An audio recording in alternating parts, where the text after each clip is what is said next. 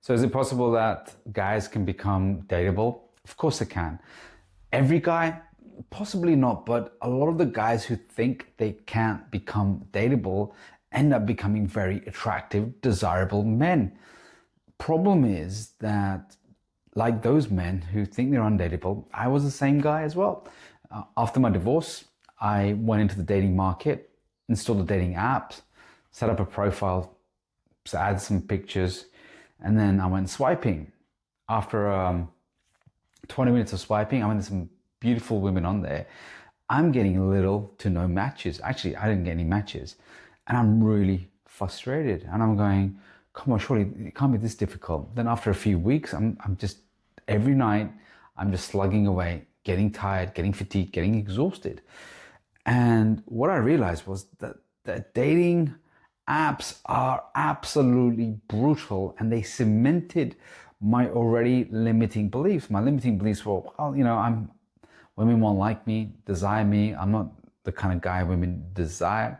I'm not enough for them. I'm not rich enough for them. I'm not wealthy enough for them. I've just gone through a divorce and I'll be a mess for them. I've got 2 kids. They don't want all that baggage. So I had like endless amounts of thoughts. I'm not funny enough. I'm not confident enough. I'm not attractive enough. I'm not charismatic enough.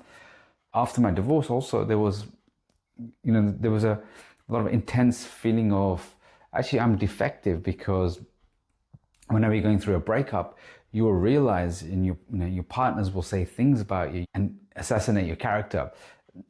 Some of it might be true, some of it might just be they're venting and they're expressing, and I'm sure you've probably done the same thing as well. So when you come out of like divorces or breakups, you find that your confidence and your self-worth is really low.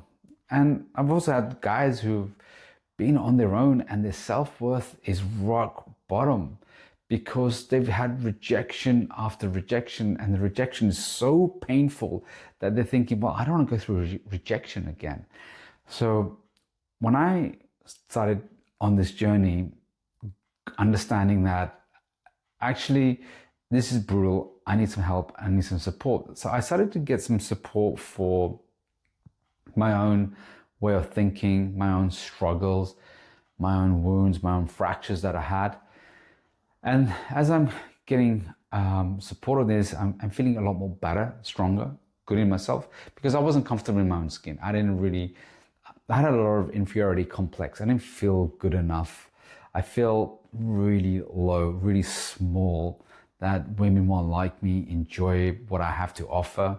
And I didn't feel like I had a lot to offer. So that was really frustrating, because there I am looking at all these amazing men who've got a lot to offer, money, cars, looks, rich, height, everything. And I'm going, well, I don't bring any of that to the table. And, deep down, I'm a good man. I love people. I care. I'm sensitive, romantic at heart. Not an asshole. Well, try not to be, but not intentionally being those horrible bad boys. And so why is the world unfairly treating me? Why is it that the guys who are idiots, the guys who really mistreat women, abuse women, hit women, they're advancing, getting the results, and here I am, who's more shy, more introverted, quiet, and I'm right at the back. I'm back of the selection process. What's going on here? So as I started to do more work on myself, get help, get support, my results started to change. And one of the things I learned is the help was important, but what was important was for me to not dabble. Now, what happens with a lot of guys who have kind of mediocre results or no results is that they have this tendency to dabble. They'll dabble at a diet. They dabble at this business idea or a venture. They dabble at the stock trading. So a lot of the guys who have mediocre results or women that don't really desire them, what they're lacking is like real masterful attention and focus and progression. But instead, what they're experiencing is these guys will just, dilly-dally between things. They wouldn't really be connected and go through the whole course until success. So when difficulties hit, when rejection hits, they just recoil and then go back. And this is too painful. What they're demonstrating is, and I did this at some point as well, was when it was too painful, too stressful, I just backed off. I avoided it. So instead of, I thought, you know what, I'm just going to pick something else. I'm going to do something else. It was the dabbling that really ruined my results. When I stopped dabbling and I said, well, I'm going to stick to this no matter what happens. So when you choose a path, principles, proven principles that work, you will start and you might make a little bit of progress and you feel good about it. And then what happens is that as you're learning, as you're growing, you're going to grow and then you're going to have a dip. And as soon as that dip hits, all dabblers, what they do is they tend to escape. They said, right, okay, this doesn't work. I'm not going to do this anymore. And it's in that dip where masterful, I would say the man, the adult, will persevere and go through it. The boy psychology, and for women, the girl psychology, is this is too difficult. I don't like it. I'm not happy. It upsets me. It's too stressful, and they'll just withdraw. And then they'll look for something else to dabble on. Whereas masterful, adult, grown individuals, what they tend to do is, okay, we've got this dip. It's no man's land. It's dark. It's horrible. It's miserable. There's nothing happening. What they do is they disconnect from their emotions of wanting the win and just keep persevering, keep going, keep going, keep going. It's like the guy who smashes the rock, the stonemason, right? You have to keep hitting the stone many times, the rock, right? So you keep hitting it.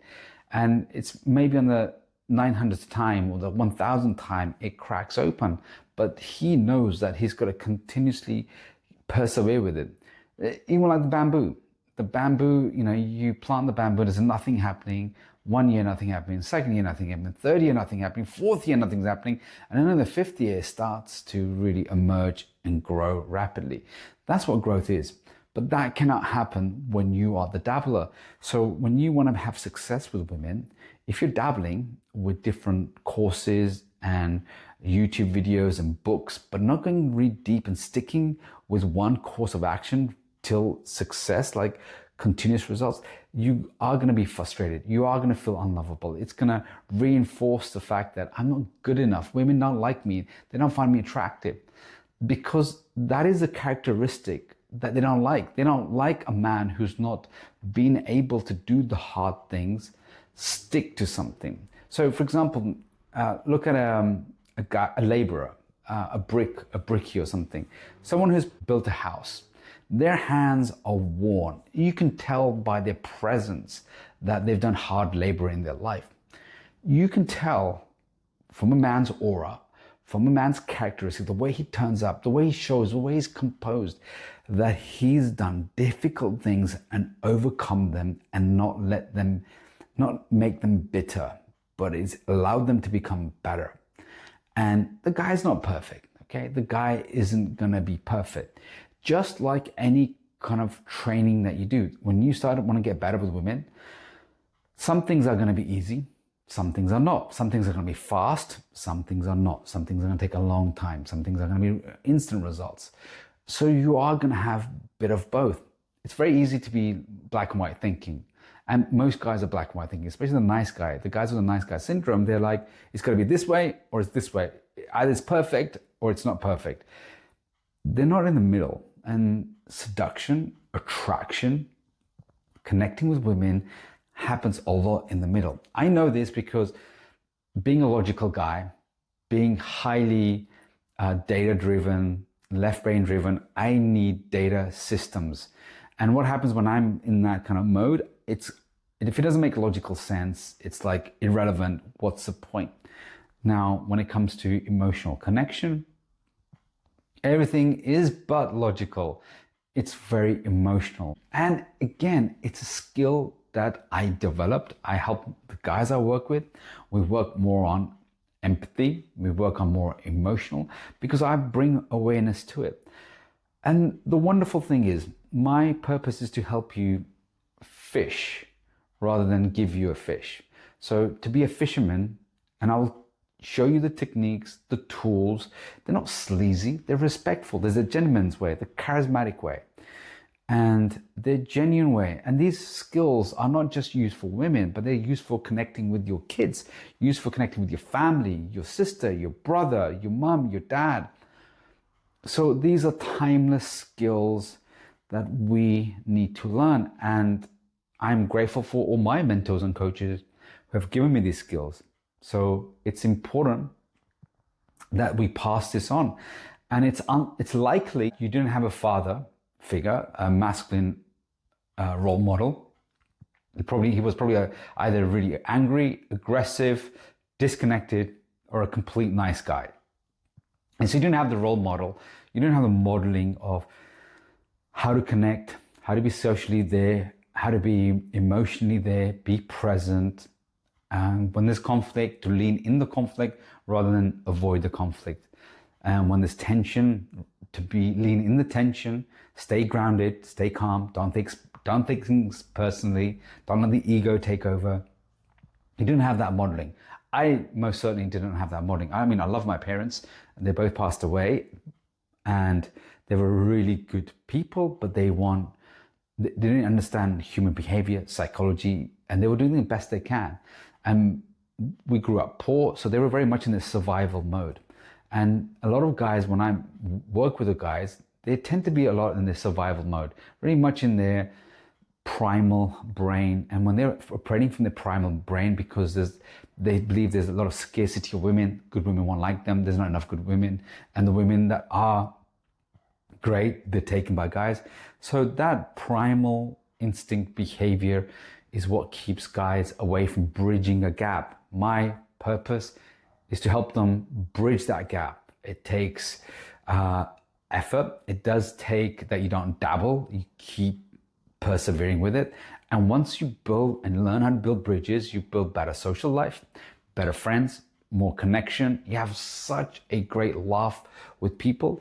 And when you're not in your primal fight or flight, emergency mode, where you're threatened, you're hypervigilant, you can relax more. So when guys do go out dating, they're more relaxed, and she can feel that. And women need to feel a man when he's more composed and relaxed in himself. Because if you show up nervous, really tense, and you will, for the first few times when you have these dates, I was anxious, very anxious. My background, if I shared some of my stories, was I was hyper socially anxious. So much so, I remember I went to a supermarket, so I wanted to buy some milk.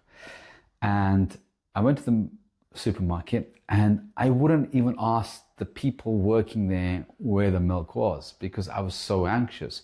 And I was so nervous. I remember one time I was so nervous that I was sweating and so anxious that I couldn't find the milk, because I was very conscious about what people were thinking about me. I was getting really, am I dressed well? Do I walk well? I was getting a little bit more paranoid about, am I showing up well? What will they think of me?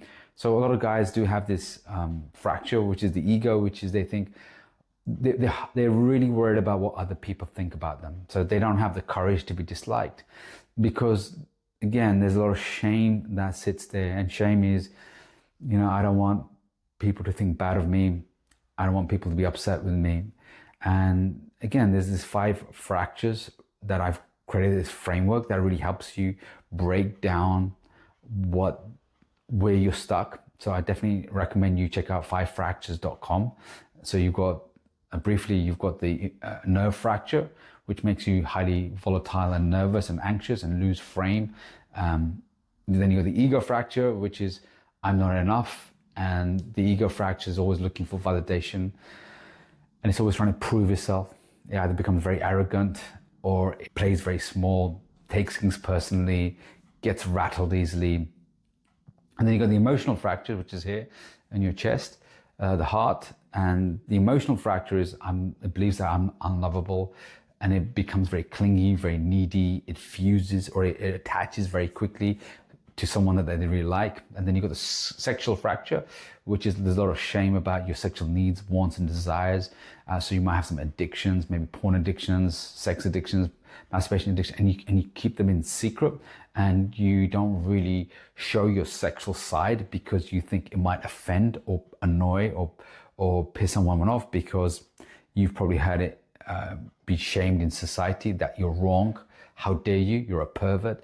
Or you're creepy. So what you do is you end up suppressing your sexual side. And then you got the fifth fracture, which is the spiritual fracture, which is in tune with the higher self, the more deeper version of you. Especially when I meet them and they're in their 30s, 40s, 50s, and they're like, okay, well, I've got my work. It's pretty good sorted. I need to work on my relationships, but I also want to feel more in life. I want to have more depth, more direction, more purpose. I want to feel important. And there's such an important thing to feel worthy, to feel needed, to feel. I think there was a survey done about suicide, and one of the things that a lot of the guys put in the suicide note was, I just felt useless. I felt unwanted. People didn't want me, desire me. And that's a horrible feeling. And I've been in those dark moments where I just felt like no one wants me, desires me, needs me. What's the point? Is there any point of living here? So my logic was kicking in that actually, if I'm not around, the world would be a better place. I'd be out of my pain. I'd be out of my misery. I'm not really adding any value. So I've been down that very dark place, and it's incredibly painful. I want to let you know that there is a lot of support. There's a lot of guidance that you can have, as long as you don't dabble in it, because dabbling will just only infuriate you. It infuriated me. So there's a lot of support. There's a lot of ways that you can overcome the skills that are missing, the habits that are missing, the training that's missing, and the reps that are missing. And what I like when I'm working with the guys is that we're building the reps, we're building the training, we're going back and forth. I can see where they can improve the way they talk, they show up, the way they dress, their attitude. We can fine tune, sharpen that, and then sharpen how they text. One of my favorites is helping guys how to text, because text shows up a lot of codependency, a lot of neediness, a lot of impatience, a lot of the boy characteristics. And when we can just highlight all of those, then I wouldn't say they're defects, but they're just like the untrained man. That's all it is. We're all untrained. We're all like a computer system that's got nothing on it. It's just very raw, very primal, and it just needs all those components slowly added. We don't have to go crazy about them. And there's not a lot to do, because I don't like to have so much data and mass amount of information. I mean, you go on YouTube, there is so much content out there, and then you come back and you're exhausted and you're thinking, where do I start? Well, it's simple. You start on the 5 fractures. You start picking one at a time and you work on them. I like to keep things simple, because simple is what you can execute, and what you can execute consistently will bring you the results. When we have a lot of strong avoidance strategies, avoidance in us, the avoider will overwhelm themselves, go through hundreds of information, and then say, well, I can't do it. It's too complex. It's too much. And I love the fact of KISS, keep it simple, stud. So we just keep it very simple. Just do the simple, basic things will get you results. It's got me incredible results. I've had dates, one-night stands with women I thought that were beyond my reach, beyond my. I used to put so many women on a pedestal. What I do is I really connect to them on an equal level. So no matter how beautiful they are, no matter what they are, I connect at such a desirable level. I remember one of my guys I was working with, he's now 50 years old, and he had a long relationship, long marriage, came out, He said it was a dead bedroom, didn't get any action. And what I loved about him was that he said, look, I want results, and I'm not going to stop until I get results. So he wasn't the kind of guy to dabble. He was the kind of guy to say, okay, I'm just going to persevere with this. He's very good in his work, makes a decent amount of money. And he said, look, I'm just going to go there. And he's not extremely handsome, not extremely tall. He's got decent amount of wealth, but he never shows it. It's not like he has fancy cars. You know, he spends a lot of his money on kids, the divorce now.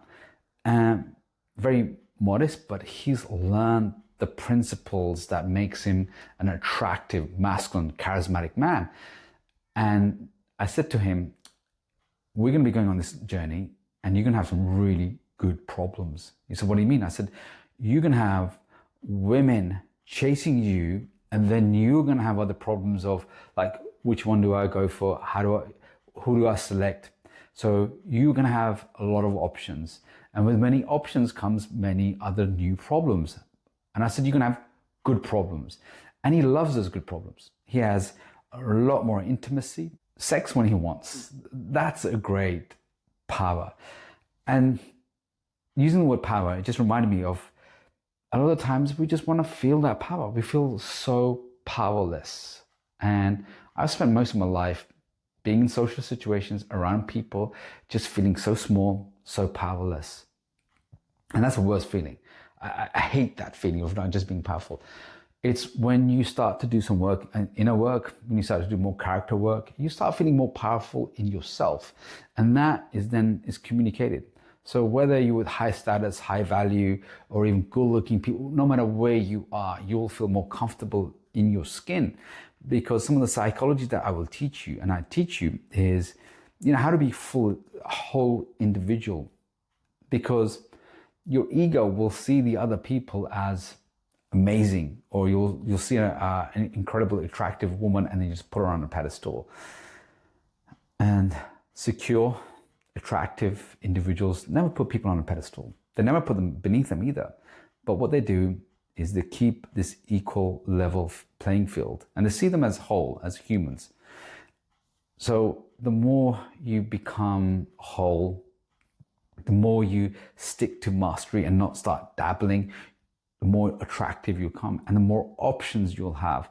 And the more options you'll have, then you can then select a compatible woman for you. Then you can select a woman that's, you know, the type of woman that you want to spend your time with. Is the journey going to be easy? Some points will be. Some are going to be difficult. Is it going to be always happy and excited? Well, some journeys will be, and some parts will be like, okay, I get really frustrated. Maybe I'm feeling sad, or maybe I'm feeling really that I'm done with this shit. You might have all those thoughts, but remember, if you don't dabble, but you stay on the mastery, you continue the path and you stick the course, I promise you, you follow it and you trust the process, you will get the results. If I can get the results, right? Techie, old nerd, you know, brown, I was like, oh, people aren't gonna like me because of my color. I'm at a disadvantage. There was lots of things I felt like I was at a disadvantage. I turned that all around, flipped it, and I'm like, fuck this, I'm moving forward. Even like, for example, making videos. I hated being on any place where I could be judged, ridiculed, criticized, because that's the nice guy syndrome. The ego fractures, like, no way, be safe. Don't do anything that will rock the boat. People will judge you. People will have comments about you. I've got a place where, like, if you have a bad comment, if you don't like me, I'm like, okay, cool. So that's your opinion. Okay, I don't like it. I mean, I wish people did like me. I mean, that's the truth, but I'm still okay. And when you go out with this power, this charismatic power of, hey, I'm good with you, but I'm also good without you. When you get to that level, and when you can, and you will, with continuous work, that will make you irresistible, because women are interacting with average men and they're getting bored. They're seeing the same old thing. And it's the same thing with very successful men with women. They see the average woman and it's like, okay, she's hot, so what? But they want something more deep and meaningful. And again, both sides do. So it's so important for both of us to elevate. So we get away from the unconscious, or we get away from our primal instinct, because primal is very boring, it's very temporary. But when we work on a higher conscious self, then we become even more attractive, desirable, and it's sustainable. And it's like, it's just this constant flow of like wanting to be in their company, wanting to be around those people, because they uplift you, they're rising the conscious level, they're rising the energy, and that's so attractive. So yes, you can become dateable as long as you don't dabble. I hope that helps.